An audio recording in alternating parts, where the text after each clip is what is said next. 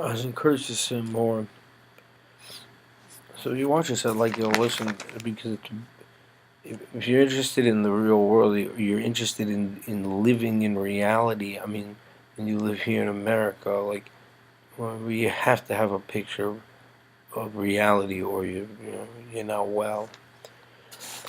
We're aware the major event today is finally that for over 1 million people who are basically desperate, the unemployment's going away, and there isn't any work.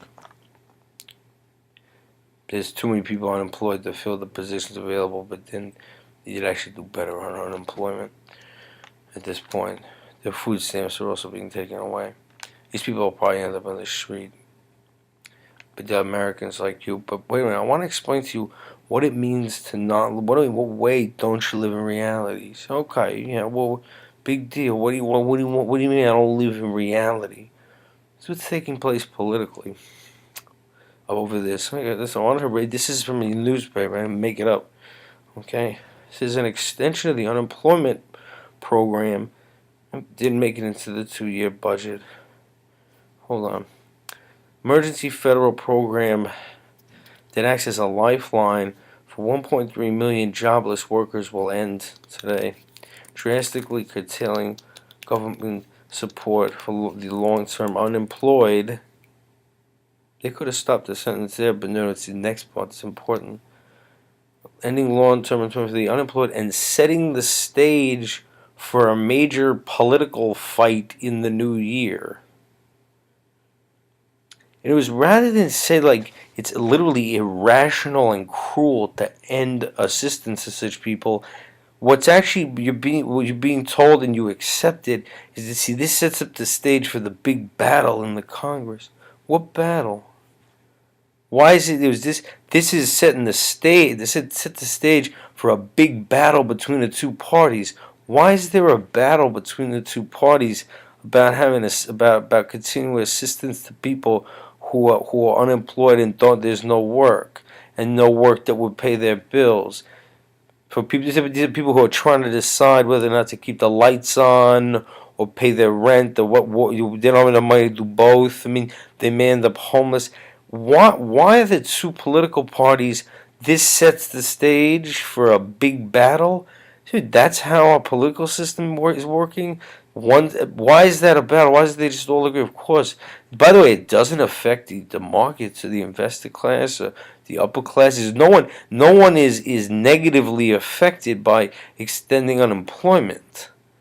But they're gonna have a battle over it, and you're gonna listen to that and think that makes any sense in a country like ours. More importantly, why wasn't it put into the budget? Once again, that was another one of these political battles. We got to see it when they kept coming out from behind closed doors. Haggard saying, we're hashing out a deal. What actually seems to have taken place is that people were saying that one party was saying they refused to extend assistance to the long-term unemployed. It has to be cut. That's part of this smaller government thing. I mean, none of this makes any sense, but the fact that people are accepting that something like this is part of a big political battle when it doesn't harm anyone to just extend unemployment and food stamps to people who are basically in danger of living on the street. Why is one political party fighting against doing that? I mean, as someone looking from where I'm looking from, doesn't harm me anything to extend on. Is someone perceiving that part of the population who isn't in such a situation will be harmed, and so if they extend unemployment, but and on top of it, that it's worth one of the parties and the other one having a major political battle over it? If you accept that, then you actually don't live in reality. But on top of it, you have no compassion, and I'm people like me are being punished for it. So we could tell you about it. I'm gonna walk with a cane the rest of my life, and day in day out there's pain because there's part of the population that accepts this as real. First one, how could you be so cruel to accept it? But two, how could you accept that this is something worth having the two political parties argue over? That doesn't even make any sense. That's what the Republican Party does now. How could you affiliate with it even if you did before? What are they representing?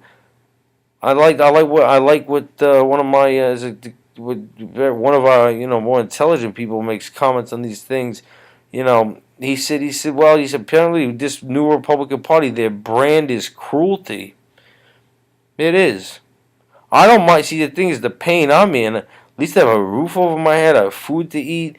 There are people in this much chronic pain. People who are on wheelchairs who could be out on the street. There's a political battle going on over helping such people. That doesn't make any sense at all. You're either not thinking, or you don't have a heart, or you're sick.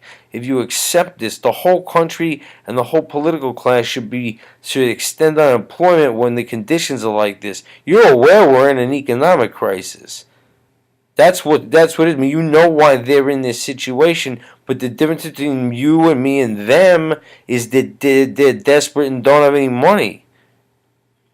The desperately poor aren't your enemy, and I don't need a whole political party that claims they look out for people like me doing this to people.